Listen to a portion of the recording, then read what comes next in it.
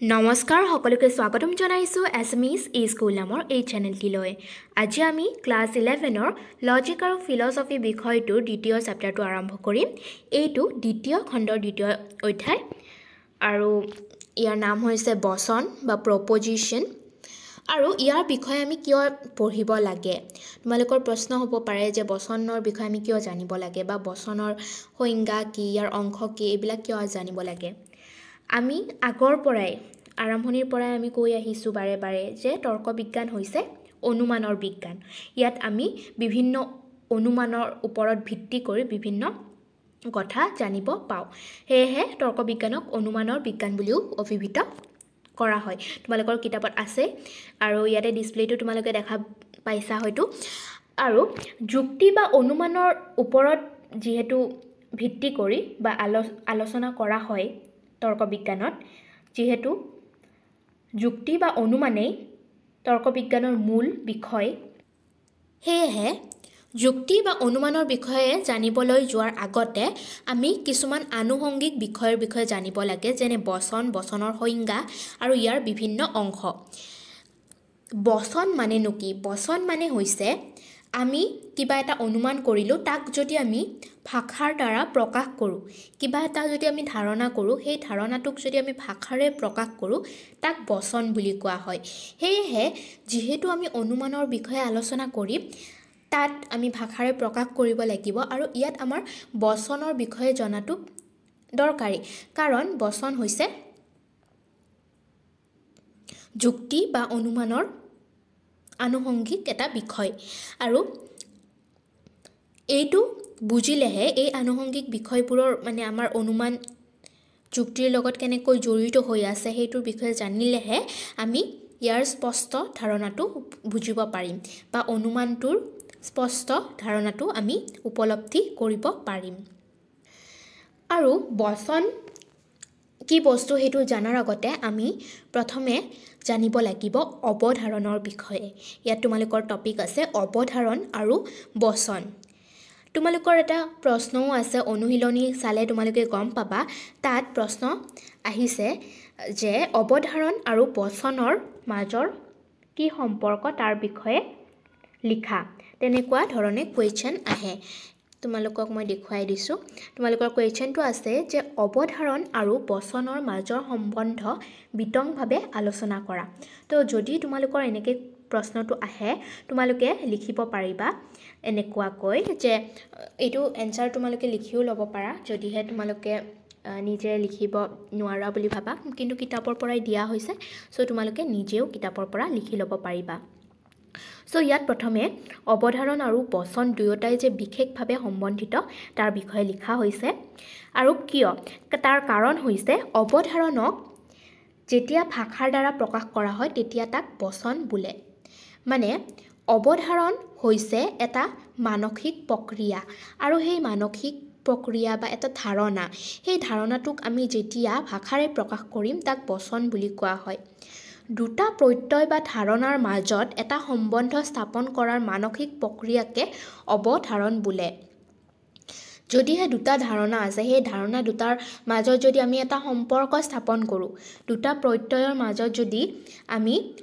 এটা সম্পৰ্ক স্থাপন কৰোঁ, তাক অৱধাৰণ বুলি কোৱা হয়। ইয়াৰ তোমালোকে এটা উদাহৰণ আছে, সেই উদাহৰণটো চালে বুজি পাবা। যেনে কাউৰী হয় কলা। ইয়াত আমি এটা সম্বন্ধ স্থাপন কৰিছোঁ। কলা এই গুণটোক আমি কাউৰীটোৰ ক্ষেত্ৰত স্বীকাৰ কৰিছোঁ। কাউৰীটো যে কলা সেইটো আমি স্বীকাৰ কৰিছোঁ, মানে দুটা প্ৰত্যয়ৰ মাজত আমি এটা সম্পৰ্ক স্থাপন কৰিছোঁ বা দুটা ধাৰণাৰ মাজত আমি এটা সম্পৰ্ক স্থাপন কৰিছোঁ, আৰু এইটোকে কি বুলি কোৱা হয়? অৱধাৰণ বুলি কোৱা হয়। আৰু সেই অৱধাৰণক আমি যেতিয়া ভাষাৰে প্ৰকাশ কৰিম, লিখিতভাৱে প্ৰকাশ কৰিম, তেতিয়া তাক কি কোৱা হ'ব? বচন বুলি কোৱা হ'ব। ঠিক আছে। এই ধাৰণাক আনটো মানে এটা ধাৰণাক যদি আনটো ধাৰণাৰ বিষয়ে আমি স্বীকাৰ বা অস্বীকাৰ কৰোঁ, সেইটোকে আমি অৱধাৰণ বুলি কোৱা হয়। মানে ইয়াতে মই উদাহৰণ লিখিছোঁ যে কাউৰী হয় কলা। ইয়াত আমি স্বীকাৰ কৰিছে, কিন্তু আমি যদি এটা নিগেটিভ বাক্য লওঁ, য'ত যদিহে এনেকুৱা কোৱা হয় যে কোনো মানুহ নহয় পূৰ্ণ কোনো মানুহ নহয় পূৰ্ণ ইয়াত আমি অস্বীকাৰ কৰিছোঁ যে কোনো এজন মানুহে পূৰ্ণ নহয় এইটোৰ ক্ষেত্ৰত আমি অস্বীকাৰ কৰা হৈছে মানুহ আৰু পূৰ্ণতা এই দুটা ধাৰণাৰ কি হৈছে ধাৰণাটোক মানুহৰ ক্ষেত্ৰত অস্বীকাৰ কৰা হৈছে কিন্তু অস্বীকাৰ কৰিলেও এইটো এটা অৱধাৰণ হ'ব তাৰ মানে দুটা ধাৰণাৰ মাজৰ সম্বন্ধটো পজিটিভ বা নিগেটিভ যিকোনো হ'ব পাৰে আৰু তাকে কি বুলি কোৱা হয় অৱধাৰণ বুলি কোৱা হয় যিকোনো এটা সম্বন্ধ স্থাপিত হ'লেই তাক অৱধাৰণ বুলি কোৱা হয় তাৰ বিষয়ে আমি হয়বদ্ধক মানে হয়তো আমি স্বীকাৰো কৰিব পাৰোঁ নহলে অস্বীকাৰো কৰিব পাৰোঁ ঠিক আছে তাৰ পিছত এই মানসিক প্ৰক্ৰিয়াটোক অৱধাৰণ বোলে আৰু অৱধাৰণক আমি যেতিয়া ভাষাৰে প্ৰকাশ কৰিম তাক বচন বুলি জনা যায় হেয়ে বচন আৰু অৱধাৰণৰ মাজত এটা ঘনিষ্ঠ সম্পৰ্ক আছে বচন অৱধাৰণৰে প্ৰকাশ্য ৰূপ আৰু অৱধাৰণক প্ৰকাশ কৰা ৰূপটোৱে হৈছে বচন হেয়েহে অৱধাৰণ আৰু বচন একেবাৰে ঘনিষ্ঠভাৱে সম্বন্ধিত সো তোমালোকে এইটো উত্তৰ লিখিও ল'ব পাৰা তোমালোকৰ অনুশীলনীত এইটো প্ৰশ্ন আছে যে অৱধাৰণ আৰু বচনৰ মাজৰ সম্বন্ধ বিতংভাৱে আলোচনা কৰা আই হোপ তোমালোকে বুজি পাইছা যে অৱধাৰণ মানে কি এটা মানসিক প্ৰক্ৰিয়া য'ত দুটা ধাৰণাৰ মাজত সম্বন্ধ এটা স্থাপন কৰা হয় আৰু বচন মানে হৈছে তাক আমি ভাষাৰে প্ৰকাশ কৰা হয় আৰু এতিয়া তোমালোকৰ যদি 1 মাৰ্কৰ কাৰণে আহে যে বচনৰ তোমালোকে সংজ্ঞা দিয়া তেনেহলে তোমালোকে দুটা পদৰ মাজৰ এক সম্বন্ধৰ উক্তি বুলি ক'লেও হয় বচন হল দুটা পদৰ মাজৰ এক সম্বন্ধৰ উক্তি এনেকৈ লিখিলেও হ'ব বিভিন্ন মানে পৰম্পৰাগত যিবিলাক তৰ্ক বিজ্ঞানী আছে তেওঁলোকে সংজ্ঞা দি গৈছে যে বচনক দুটা পদৰ মাজৰ সম্বন্ধ বুলি কৈ গৈছে ঠিক আছে সো তোমালোকে এইটো লিখিলে হ'ব আৰু নহলে তোমালোকে যদি লিখা যে দুটা প্ৰত্যয়ৰ মাজৰ সম্বন্ধক যদি আমি ভাষাৰে প্ৰকাশ কৰোঁ তাকো বচন বুলি কোৱা হয় সেইটো লিখিলেও শুদ্ধ হ'ব বা এনেকৈও লিখিব পাৰা যে অৱধাৰণ হৈছে দুটা প্ৰত্যয়ৰ মাজৰ সম্বন্ধ বা মানসিক ধাৰণা আৰু তাক যেতিয়া আমি ভাষাৰে প্ৰকাশ কৰোঁ তাক বচন বুলি কোৱা হয় তোমালোকে মানে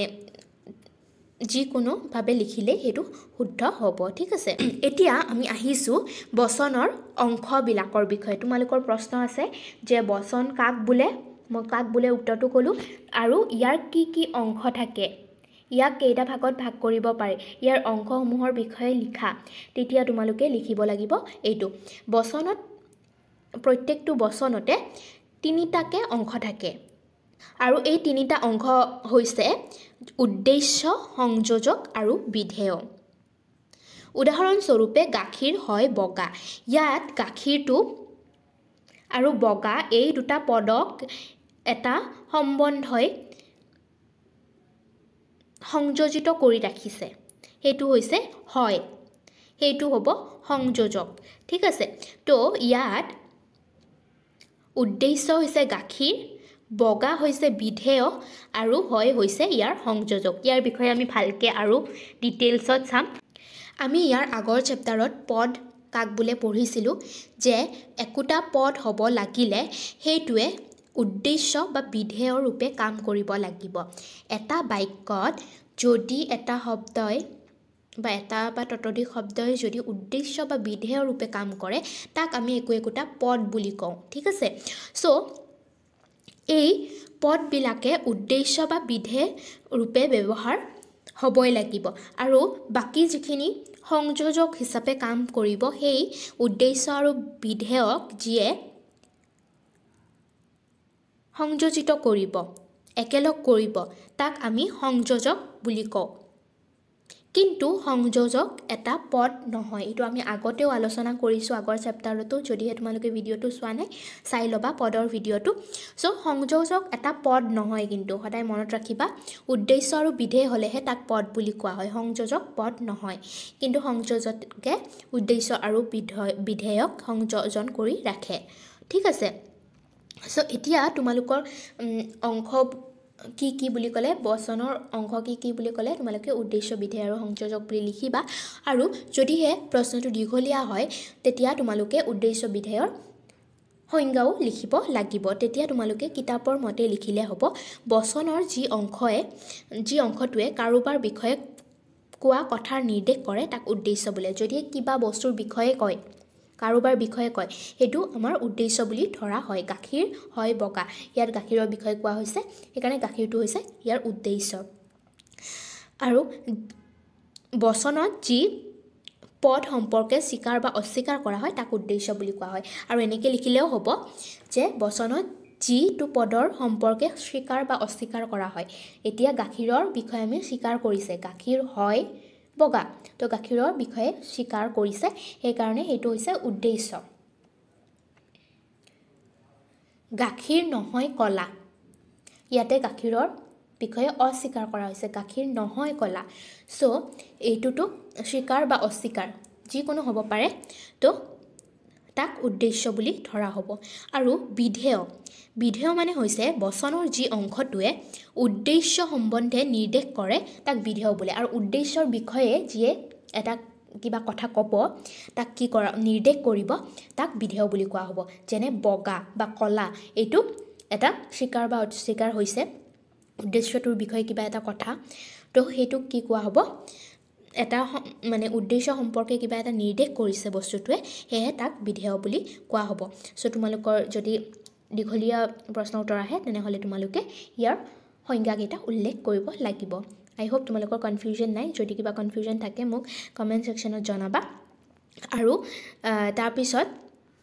ইয়াক বেলেগকেও লিখিব পাৰি যে বচনত উদ্দেশ্য সম্পৰ্কে যি স্বীকাৰ বা অস্বীকাৰ কৰা হয় তাক বিধেয় বোলে একেই কথা এটাৰ বিষয়ে স্বীকাৰ কৰা হ'ব আৰু এটাৰ বিষয়ে কোৱা হ'ব এটাৰ সম্পৰ্কে স্বীকাৰ কৰা হ'ব আৰু এটা সম্পৰ্কে কোৱা হ'ব আৰু সংযোজক হৈছে যি শব্দই বচনত উদ্দেশ্য আৰু বিধেয়ৰ সম্বন্ধটো স্থাপন কৰে আমি গমে পালো সংযোজন মানে এটা দুটা বস্তুক যিহে সংযোজন কৰি থাকে তাক সংযোজক বুলি কোৱা হয় ঠিক আছে